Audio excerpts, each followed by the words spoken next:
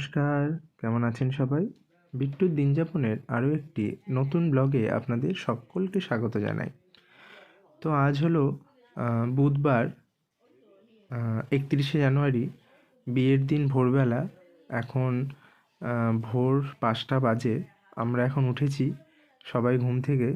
যদিও সবাই প্রচণ্ড টায়ার্ড ছিলাম, তবুও সবাই ঘুম থেকে উঠেছি, কারণ এখন অধিবাসের নিয়ম আছে, সেটা করতে হবে। তো কাকিমা এখন ভাইকে অধিবাস খাওয়াচ্ছে। যদিও আরও অনেক এখানে নিয়ম ছিল, কিন্তু সেগুলো সব করা হয়ে ওঠেনি, কারণ যেহেতু আমরা মালদায় ছিলাম বা কিছু জিনিস আমাদের এখানে ছিল কলকাতায়, সেগুলো আমরা সব কলকাতার থেকে মালদায় নিয়ে যেতে পারিনি। তো যেটুখানি ওই হোটেলে থেকে সম্ভব হয়েছে সেইটুখানি নিয়ম করেই ওর অধিবাসটুকু করা হয়েছে। তো এখন বাজে সকাল 9টা। তো এখন আমরা যাচ্ছি মেয়ের বাড়িতে।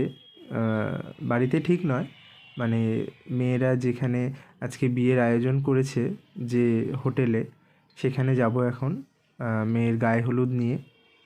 গায়ে হলুদের তত্ত্ব তো আগের দিন রাত্রে রেডি করে রেখেছিলাম, সেটা দেখেইছেন। শুধু সকালবেলা মাছটা নিয়ে আসা হয়েছে, বাকি সব তো রেডি করাই ছিল। তো এখন আমরা যাচ্ছি মেয়ের বাড়িতে, সেখানে গায়ে হলুদের তত্ত্ব পৌঁছাবো। তো এই যে চলে এসেছি হোটেল বেদান্ত। আজকে মেয়ের বাড়ি থেকে এখানেই বিয়ের আয়োজন করা হয়েছে। তো চলুন আমরা যাই এখন ভেতরে। এখনও যদিও মেয়ের বাড়ির সবাই এসে উপস্থিত হয়নি, আমরা একটু আগেই চলে এসেছি, কারণ আমরা ভাবছিলাম যে যত তাড়াতাড়ি ওদের বাড়িতে গায়ে হলুদটা পাঠানো যায় তত ভালো। মেয়ে তত তাড়াতাড়ি স্নানটা সেরে নিতে পারবে গায়ে হলুদের। তো এখন মেয়ের বাড়ির লোক চলে এসছে। তো চলুন আমরা যাই ভেতরে, গায়ে হলুদের তত্ত্বগুলো রাখবো।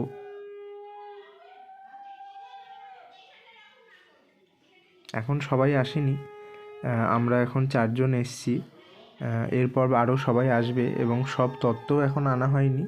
এখন শুধুমাত্র গায়ে হলুদের জন্য যেটুখানি প্রয়োজন শুধু সেই তত্ত্বটুকুই আনা হয়েছিল। বাকি তত্ত্ব এখনও কিছু বাকি আছে, যেমন মিষ্টিটা এখনও রেডি হয়নি, সেটাও নিতে হবে। তো বাকি তত্ত্বগুলো পরে আসবে। এখন শুধুমাত্র গায়ে হলুদের জন্য যে তত্ত্বটুকু প্রয়োজন ছিল সেটুখানি আনা হয়েছে।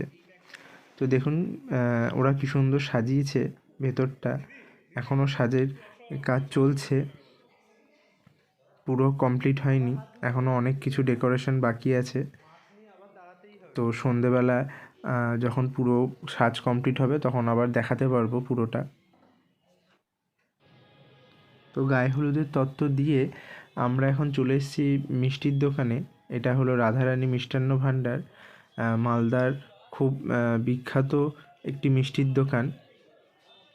তো দাঁড়ান আপনাদের একটা জিনিস দেখাই। এই যে মিষ্টিটা দেখতে পাচ্ছেন, এটার নাম হলো রসকদম্ব, যেটা মালদার খুব প্রসিদ্ধ একটা মিষ্টি। আর এই দোকানেই আমাদের গায়ে হলুদের যে মিষ্টিগুলো সেগুলো অর্ডার দেওয়া ছিল। এটা অনেক দিন আগেই অর্ডার দেওয়া ছিল, ওরা কয়েকদিন আগে এখানে গেছিলো, তখন অর্ডার দিয়ে এসছে এগুলো। তো ওরাও তত্ত্বগুলো খুব সুন্দর রেডি করেছে, খুব ভাল লাগছিলো দেখে। তো এখন আমরা মিষ্টির তত্ত্বগুলো নেব, নিয়ে বাড়ি ফিরে যাব, কেননা এরপর সবাই রেডি হয়ে আবার আসবে পরে। তো এখন বেরিয়েছি কটা জিনিস কেনার জন্য, কিছু টুকটাক জিনিস নেওয়ার ছিল, সেগুলো নেওয়ার জন্য এসেছি। এটা হলো ঝলঝলিয়া মার্কেট, যেটা মালদা স্টেশনের খুব কাছে। তো এই মালদা শহর সম্পর্কে কিছু কথা বলতে খুব ইচ্ছা করছে, কেননা এই মালদা শহর আমার কাছে খুব প্রিয় একটা জায়গা। জানি না কেন এই শহরটার প্রতি একটা আলাদাই টান অনুভব করি। এর কারণ জানি না, খুব চেনা মনে হয় এই জায়গাটাকে, যেন মনে হয় সব জায়গাটুকু চিনি আমি, খুব দেখেছি। ওরাও সবাই খুব জিজ্ঞেস করছিল যে তুই কি করে এতটা চিনলি, কেননা আমি ওদেরকে বেশিরভাগ গাইড করছিলাম যে এখানে চল, ওখানে অমুকটা আছে, এটা পাওয়া যাবে এখানে। তো ওরা আমাকে জিজ্ঞেস করছিল তুই কি করে চিনলি, তুই কি করে জানলি, তুই কতবার এসেছিস। কিন্তু আমি প্রথমেই মালদায় গেছি, কিন্তু তবুও যেন এই শহরটা আমার কাছে খুব চেনা, খুব পরিচিত একটা শহর। তো যাই হোক, এখন আমি এসছি এই শহরেরই আরও একটি প্রসিদ্ধ জায়গা। এটি হলো মা মনস্কামনা মন্দির। এটি মালদা শহরের খুব প্রাচীন এবং খুব প্রসিদ্ধ একটা কালী মন্দির। এখানকার মানুষ খুব মানে এই মন্দিরকে। যেমন দেখতে পাচ্ছেন, একটা বিয়ে বাড়ির থেকে এসছে, এরা মাকে নিমন্ত্রণ করতে এসছে। এই মন্দিরটিও আমার খুব যাওয়ার ইচ্ছা ছিল, তবে এইভাবে যে গিয়ে উপস্থিত হতে পারবো আমি ভাবতে পারিনি। আমি এমনিই মালদায় ঘুরছিলাম একা, ওরা সব ছিল হোটেলে, আমি একা একাই ঘুরছিলাম। তো ঘুরতে ঘুরতেই মায়ের ইচ্ছায় মায়ের দর্শন পেলাম। হয়তো আমার সৌভাগ্য এটা যে মাকে দর্শন করতে পেরেছিলাম। খুব ইচ্ছা ছিল মাকে দেখার, তো সেটা হয়ে গেছে। মা সকলকে ভালো রাখুন সেই প্রার্থনা করি। তো এখন চলে এসেছি আমি হোটেলের ছাদে। এখন এখানে আমাদের গায়ে হলুদের ব্যবস্থাপনা করা হয়েছে। তো দেখুন এখান থেকে কি সুন্দর লাগছে ওপর দিয়ে মালদা শহরটা। ওই যে আগেই বললাম, এই শহরটা আমার কাছে খুব প্রিয়। খুব টান অনুভব করি এই শহরটার প্রতি। মানে ভাইয়ের বিয়েতে আসাটা যেমন একটা খুব আনন্দের জায়গা ছিল, তার থেকেও বড় একটা আমার প্রাপ্তি ছিল যে আমি মালদা যাচ্ছি। মালদাকে দেখার, মালদা শহরকে দেখার একটা আলাদাই উৎসাহ বলুন বা একটা উদ্দীপনা খুব কাজ করছিল। মানে ভাইয়ের বিয়ে নিয়ে যতটা না অপেক্ষায় ছিলাম, ঠিক ততটাই অপেক্ষায় ছিলাম যে মালদায় যাব, নিজের চোখের সামনে মালদা শহরটাকে দেখব। তো যাই হোক, এখন ভাইয়ের গায়ে হলুদ শুরু হলো।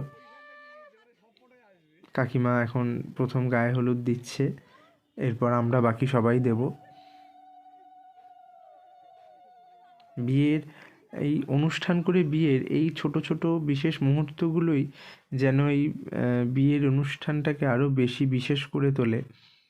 এই যে আত্মীয় স্বজন, পরিবার, বন্ধু বান্ধব সবাই মিলে একসাথে থাকা, এই যে নিয়ম কাজ এগুলো সব পালন করা, এগুলোই যেন এই নতুন যা বিয়ের যারা নবদম্পতি তাদের জীবনকে আরও বেশি বিশেষ করে তোলে। এই আশীর্বাদগুলোই, এই সুন্দর সুন্দর মুহূর্তগুলো তাদের এই বিয়ের মুহূর্তটাকে আরও আরও বেশি আকর্ষণীয় এবং অন্যতম করে তোলে। এটাই হয়তো সামাজিক বিয়ে বা পরিবারের সবাইকে নিয়ে অনুষ্ঠান করে বিয়ের একটা আলাদা মজা বা আলাদা প্রাপ্তি বলতে পারেন। তো এখন ভাইয়ের গায়ে হলুদ হয়ে গেছে, এখন স্নান চলছে। সেদিন প্রচণ্ড ঠান্ডা ছিল মালদায়, আর এইটা একদম সকালের ঠান্ডা জল, ওর বেশ ঠান্ডাই লাগছিল। তো আমাদের এখন দুপুরের রিচুয়ালস মোটামুটি এখানেই শেষ। এরপর সবাই খাওয়া দাওয়া করে আবার বিকেলের জন্য রেডি হব। তো আজকে আমার এই ব্লগ ভিডিওটা আমি এখানেই শেষ করলাম। আজকের এই ব্লগটা আপনাদের সকলের কেমন লাগলো সেটা অবশ্যই জানাবেন। আমার চ্যানেলটাকে অবশ্যই লাইক ও সাবস্ক্রাইব